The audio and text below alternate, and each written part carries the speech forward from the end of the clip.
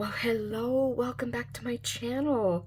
This is Dee, and today we're going to talk a little bit about some Christmas cards. Christmas will be coming up soon, and so I have all my Christmas cards made, and I wanted to film this video before I sent them out to our friends and family. Okay, now, as we go along, this is just a portion, okay? A very, very small portion. I think I made possibly close to 50 Christmas cards this year, and so I'm just going to show you some of my favorites, and not even all my favorites, just some of them, and talk about the products that I use to make them. So we have this one I love, and this involved a die that says joy and then an embossing folder. So I don't know where I got this. Oh, and here it is. Oh no.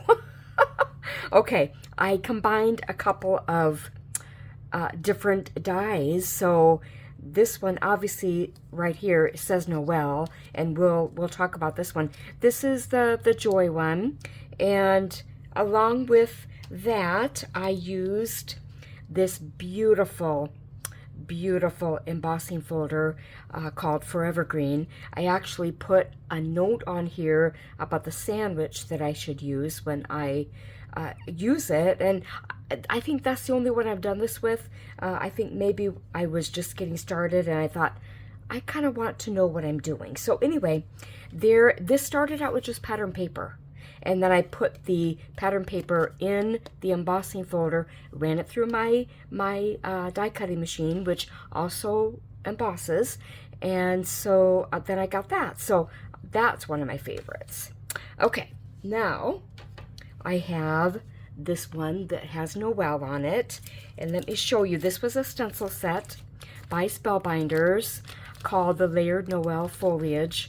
It has this whole set. Obviously you have Noel, and I've talked about this before. They are numbered, if I remember right. They're numbered. There we go. And no, wait, maybe this one isn't. Okay, never mind.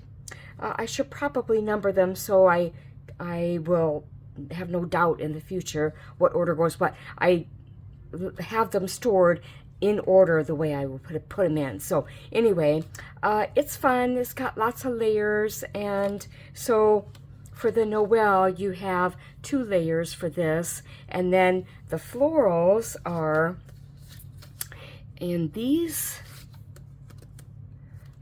stencils, and I think I might have done a video showing using this set. So it's a very pretty set and kind of retro looking, and I thought it was really nice. So let's get that put back in here.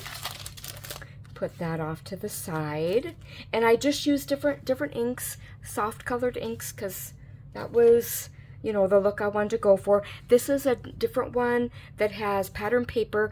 I bought this pattern paper set, for lack of a better word, that had several designs and several of each design, and I actually finished it this year. So that was actually a nice surprise that I actually used up something.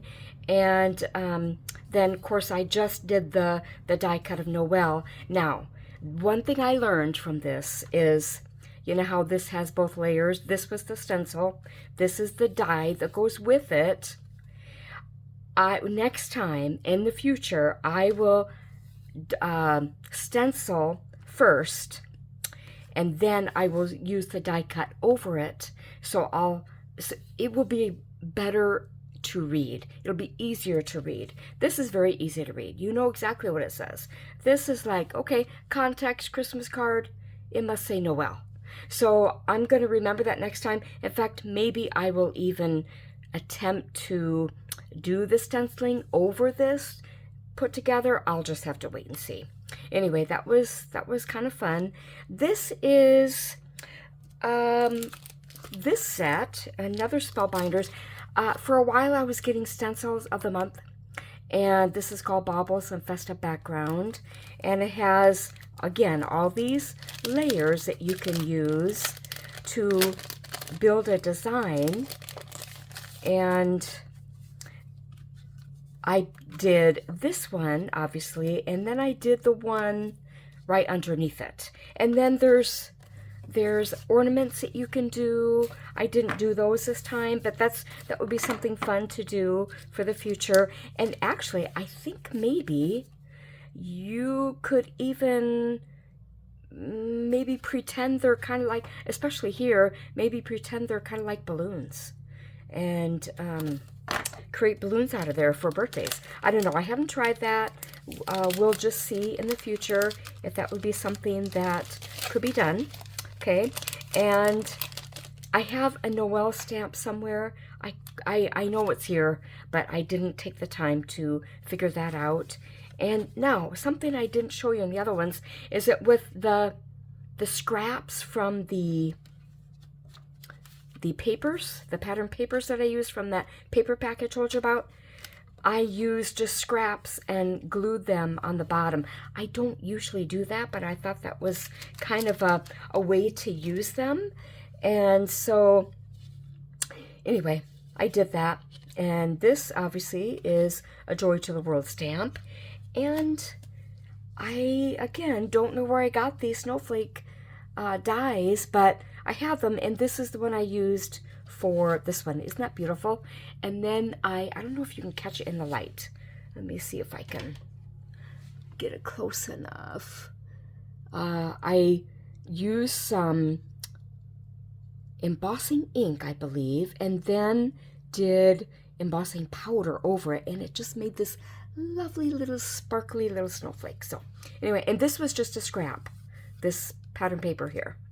Okay, now this one we did together. Well, I did on a video and used my old book page, and then I ran it through a snowflake embossing folder, and for some reason I didn't bring that over.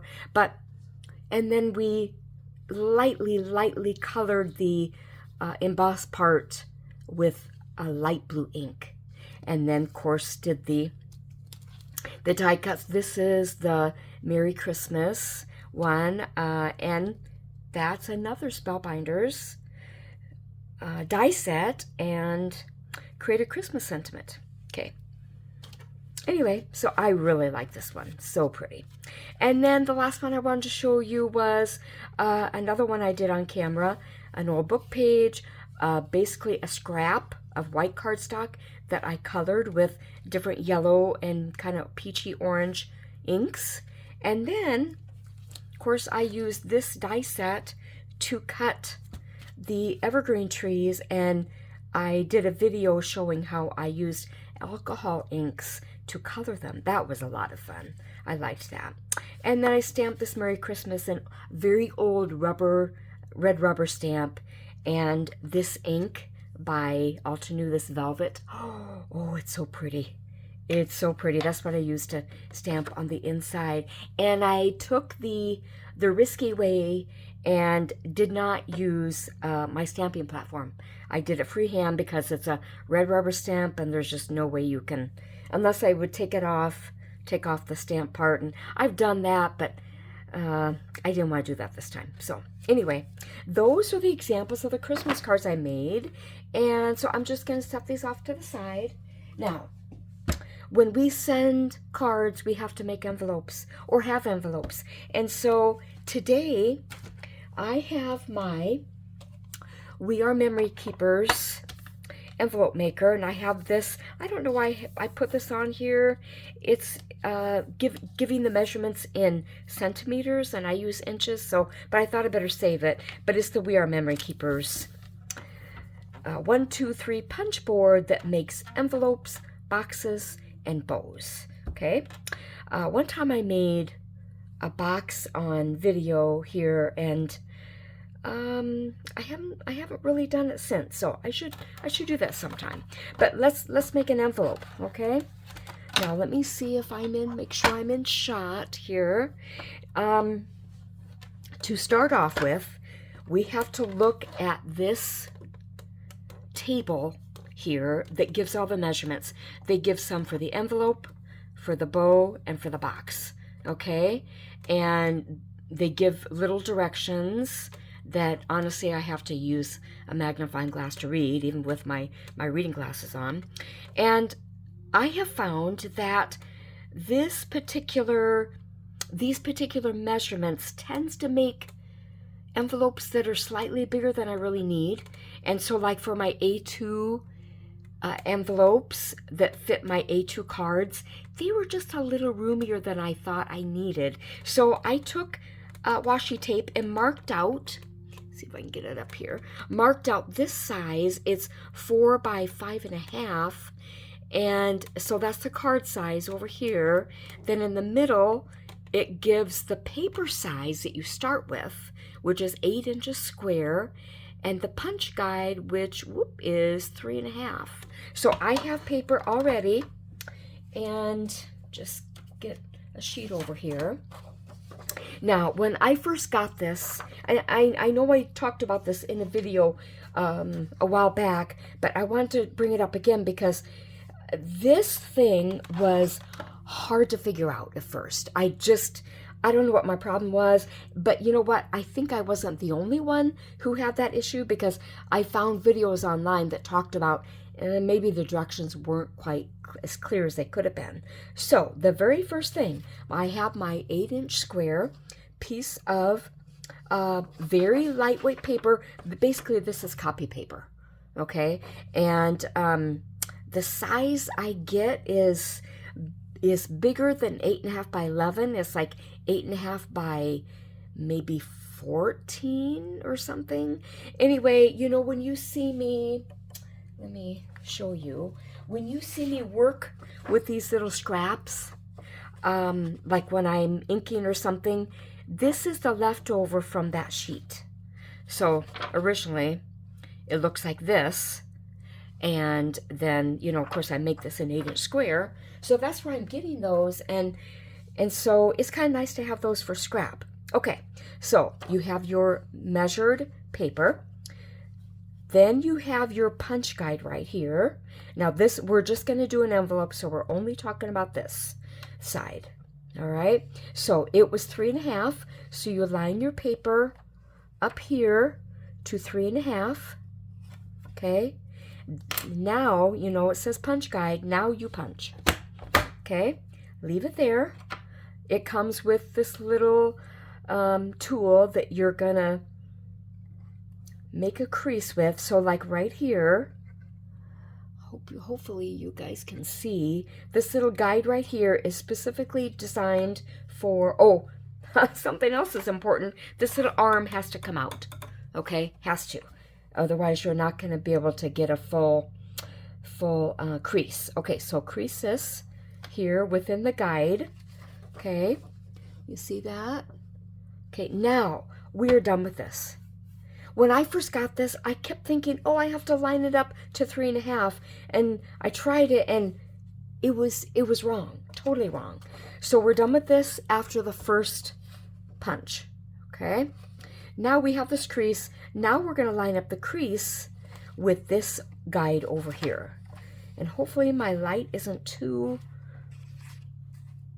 dull for me to, I don't want it to be too bright for you guys, but for my old eyes, it's kind of hard to see. Anyway, I have it lined up pretty well. So now I punch and do my next crease. Okay. And it will leave a little piece that doesn't always cut well, so you just pull it off. Now, same thing, line it up here. And I gotta make sure I am looking in the right angle so I can see. Punch and crease. Okay, one last side. And then we'll punch and crease. Now, we have our basic envelope shape, and what we're going to do now is, I like the rounded corners on like especially the tab that you seal. And so this is where this little part is. You put it in the corner here and punch, and it rounds a corner for you. Now, I don't bother with these edges because honestly they're really not noticed that well. Okay, then I do the opposite side, and I have my rounded corner. Now, we're done with this. Should I show another one? Maybe I will show another one. And we'll just go through this again, 8-inch square. Use the guide. This is the one and only time you'll use the guide. Line it up at 3.5. Punch, crease. Done with this. We'll line it up here. Punch, crease. I wish these punched out just a little easier. Okay, line it up, punch. There we go. One last side. Punch and crease. Okay, and then we'll do our little corner rounding on those two opposite the large triangles that are formed. We'll do those two. Now, okay, we have cut out a couple envelopes. I'm just going to set this aside. And I love making envelopes. That is like, it's one of my, of course I say this, I've said this before. I have lots of aspects of favorite parts of card making. And this is just one of them, okay? Now, I have a tape runner. I bought this tape runner and it came with tape, and then I bought refills. So when the first one was gone, and I've just continued to buy refills. I don't know if they still make this. Hopefully they do, but I bought like a pack of, I want to say maybe 10 or something, and I'm a little more than half done. I usually use these in just certain, because I use liquid glue a lot, and so when I use the tape runner, it's for making envelopes a lot of times, or sealing them. Okay, so we are folding at the creases, and sometimes I get them a little wonky. I don't know why. The crease is there. You would think that'd be a good enough guide. Okay, and so now we're going to bring in the shorter side ones. Whoops, see, there I go. I did it a little wonky. Okay. Now we are going to do a little tape runner on these shorter sides and fold it up. And then one thing I have noticed though, and this has got to be user error. I don't know what my trouble is, but I'm folding it crooked. So I don't know if you can tell. This side bows out just a little bit. So I really need to concentrate on being more careful. It's user error. It's me. It's not the envelope maker. It's not that. So anyway, let's do this one, and maybe I'll be able to get it straight again, or straight. And it's these shorter ones that I'm doing it on, I'm pretty sure. Okay, now if I look at that, that looks fairly straight, doesn't it? Okay, now let's fold this one up.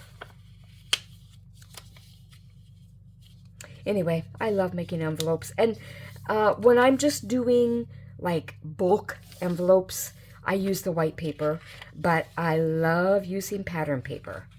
Love it. Because, and usually when I'm doing, oh, that looks better. That's not as wonky as it. Okay, I was more careful. That's good. Let's go ahead and tape this together.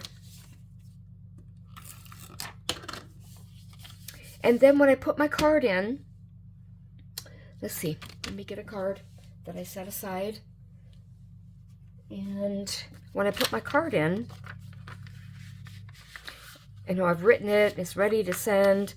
I will either use this to tape it shut, or I will use double-sided tape, or like paper-backed adhesive tape. And sometimes when I do that, I'm doing it because I'm giving people a gift of cards, and then they can close it themselves.